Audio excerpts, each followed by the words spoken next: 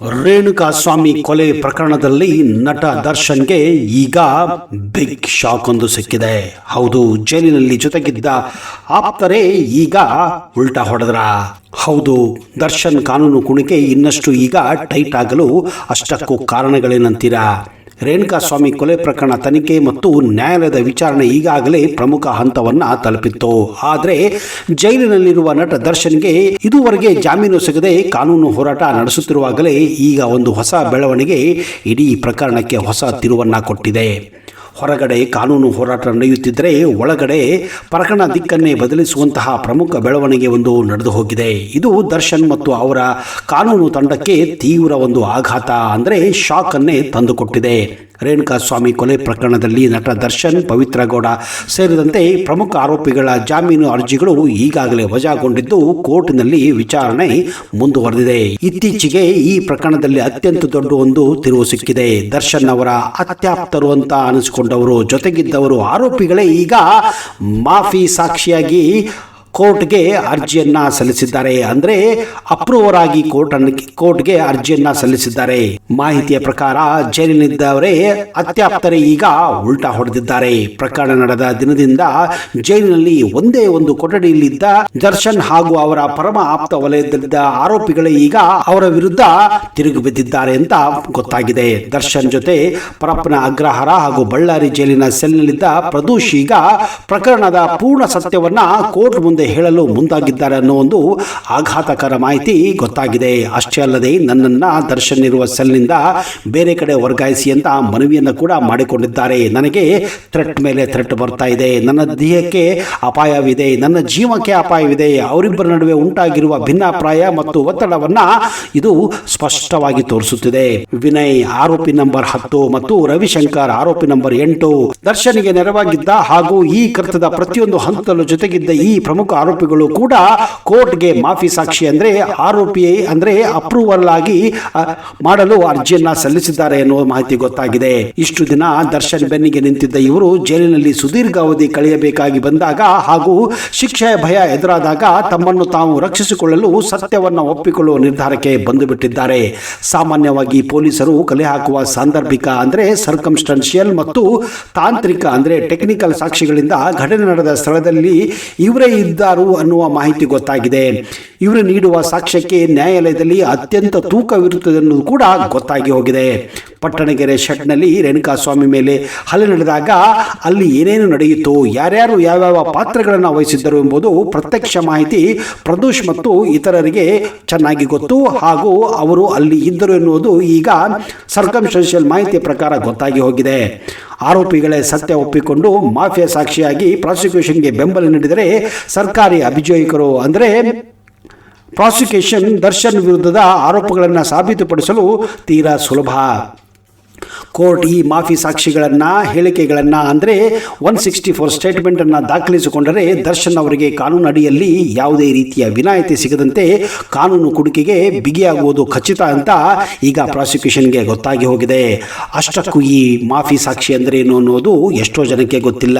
ಯಾವುದೇ ಪ್ರಕರಣದಲ್ಲಿ ಆರೋಪಿಯೇ ಸತ್ಯ ಒಪ್ಪಿಕೊಂಡು ಪ್ರಾಸಿಕ್ಯೂಷನ್ಗೆ ನೆರವಾಗುವುದನ್ನ ಅಪ್ರೂವರ್ ಅಥವಾ ಮಾಫಿ ಸಾಕ್ಷಿ ಅಂತ ಕೂಡ ಹೇಳಲಾಗುತ್ತಿದೆ. ಇದೇ ರೀತಿ ನೀವು ಧಾರವಾಡದ MLA ವಿನಯ್ ಕುಲಕರ್ಣಿ ಅವರ ಕೇಸ್ನಲ್ಲೂ ಕೂಡ ನೋಡಿರಬಹುದು. ಘಟನೆ ನಡೆದ ಪಟ್ಟಣಗೆರೆ ಶೆಡ್ನಲ್ಲಿ ಏನೇನು ನಡೆಯಿತು ಎಂಬ ಸಂಪೂರ್ಣ ಮಾಹಿತಿ ಪ್ರದೋಷ್ ಅವರಿಗೆ ತಿಳಿಯುವುದರಿಂದ ಇವರು ನೀಡಿದ ಸಾಕ್ಷ್ಯವು ಪ್ರಾಸಿಕ್ಯೂಷನ್ಗೆ ಭಾರಿ ಒಂದು ಬಲವನ್ನ ತರಲಿದೆ ಅಂತ ಗೊತ್ತಾಗಿದೆ.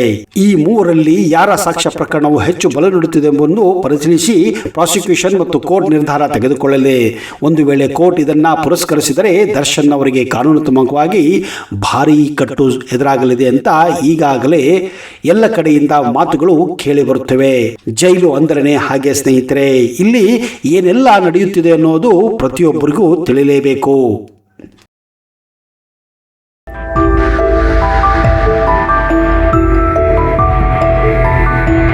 ಕರ್ನಾಟಕ ಕಾರಾಗೃಹ ಕಾಯ್ದೆ 1963 ನಿಯಮಾವಳಿ ಪ್ರಕಾರ ಹತ್ಯೆ ಆರೋಪಿಗಳಿಗೆ ಅಂದ್ರೆ ವಿಚಾರಣದಲ್ಲಿರುವವರು ಸಂಬಂಧಿಸಿದ ಕೆಲವು ನಿಯಮಗಳು ತುಂಬಾನೇ ಮುಖ್ಯವಾಗಿ ಅಂತವರಿಗೆ ಪ್ರತ್ಯೇಕ ವ್ಯವಸ್ಥೆಯನ್ನ ಕೂಡ ಮಾಡಲಾಗುತ್ತದೆ. ವಿಚಾರಣಾಧೀನ ಕೈದಿಗಳನ್ನ ಅಂದ್ರೆ ಅಂಡರ್ ಟ್ರಯಲ್ ಕೈದಿಗಳನ್ನ ಶಿಕ್ಷೆ ಅನುಭವಿಸುತ್ತಿರುವ ಕೈದಿಗಳಿಂದ ಪ್ರತ್ಯೇಕವಾಗಿ ಇಡಬೇಕಾಗುತ್ತದೆ. ಅಂದ್ರೆ ಇಲ್ಲಿ ಶಿಕ್ಷೆ ಅನುಭವಿಸುವವರು ಅಂದ್ರೆ ಅಪರಾಧಿಗಳೆಂದರ್ಥ.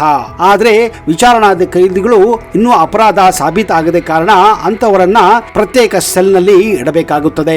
ಮಹಿಳಾ ಮತ್ತು ಪುರುಷ ಕೈದಿಗಳನ್ನ ಪ್ರತ್ಯೇಕವಾಗಿ ಇಡಬೇಕು. ಕಿರಿಯ ಅಪರಾಧಿಗಳನ್ನ ಗಟ್ಟಿ ಅಪರಾಧಿಗಳ ಜೊತೆ ಸೇರಿಸಬಾರದು. ಅಂದ್ರೆ ಕಿರಿಯ ಅಪರಾಧಿಗಳು ಅಂದ್ರೆ ಬಾಲ ಅಪರಾಧಿಗಳನ್ನ ದೊಡ್ಡವರ ಜೊತೆ ಕೂಡ ಇಡಲು ಸಾಧ್ಯವಿಲ್ಲ. ಹೀಗೆ ಅವರನ್ನು ಕೂಡ ಸಪರೇಟ್ ಆಗಿ ಇಡಬೇಕಾಗುತ್ತದೆ.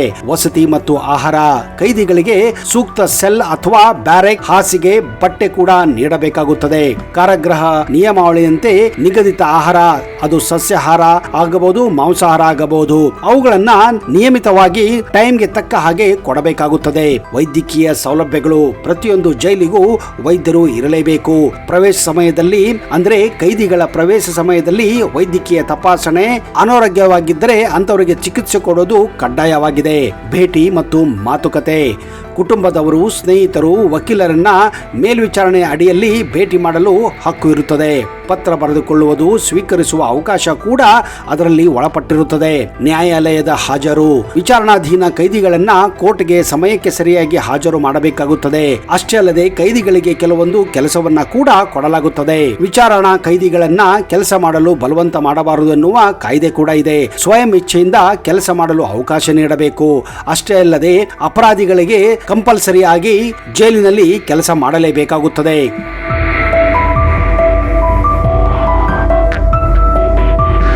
ಕರ್ನಾಟಕ ಕಾರಾಗೃಹ ಮ್ಯಾನ್ಯುವಲ್ 1978 ಹಾಗೂ ತದನಂತರ ತಿದ್ದುಪಡಿಯ ಪ್ರಕಾರ ಕೆಲವು ಮಹತ್ವದ ಮಾಹಿತಿಯನ್ನು ಕೂಡ ನೀಡಲಾಗಿದೆ. ಹತ್ಯೆ ಆರೋಪಿಗಳನ್ನ ಸಾಮಾನ್ಯವಾಗಿ ಹೈ ಸೆಕ್ಯೂರಿಟಿ ಬ್ಯಾರೆಕ್ ನಲ್ಲಿ ಇರಿಸಲಾಗುತ್ತದೆ. ಸಣ್ಣ ಅಪರಾಧ ಮಾಡಿದವರ ಜೊತೆ ಅಂತವರನ್ನ ಸೇರಿಸಲು ಸಾಧ್ಯವಿಲ್ಲ.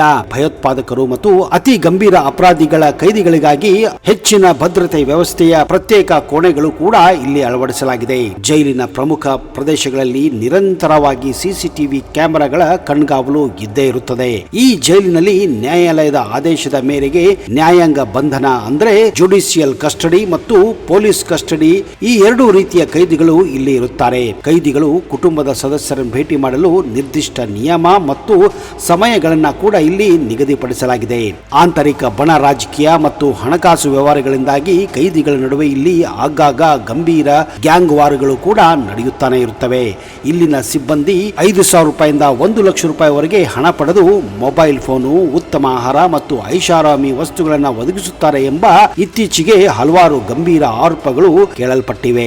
ಹಳೆಯ ಬೆಂಗಳೂರಿನಲ್ಲಿ ಮೊದಲ ಕಾರಾಗೃಹವು 1860ರ ದಶಕದಲ್ಲಿ ಈಗಿನ ಮೆಜೆಸ್ಟಿಕ್ ಪ್ರದೇಶ ಹತ್ತಿರ ಇರುವ ಅಂದ್ರೆ ಈಗ ಫ್ರೀಡಂ ಪಾರ್ಕ್ ಆಗಿ ಬದಲಾಗಿರುವ ಸ್ಥಳದಲ್ಲಿ ಈ ಒಂದು ಜೈಲನ್ನ ಬ್ರಿಟಿಷರ ಕಾಲದಲ್ಲಿ ನಿರ್ಮಿಸಲಾಗಿತ್ತು. ಆ ಕಾಲದಲ್ಲಿ ಅದನ್ನ ಸೆಂಟ್ರಲ್ ಜೈಲ್ ಬೆಂಗಳೂರೆಂದೇ ಕರೆಯಲ್ಪಡುತ್ತಿತ್ತು. ಇದು ಬ್ರಿಟಿಷ್ ಕಾಲದ ಕಟ್ಟಡವಾಗಿದ್ದು ಬ್ರಿಟಿಷ್ ಶೈಲಿಯ ವಾಸ್ತುಶಿಲ್ಪ ಹೊಂದಿದ್ದು ಸುಮಾರು 135 ವರ್ಷಗಳ ಕಾಲ ಇದು ಕಾರ್ಯವನ್ನ ನಿರ್ವಹಿಸಿತ್ತು.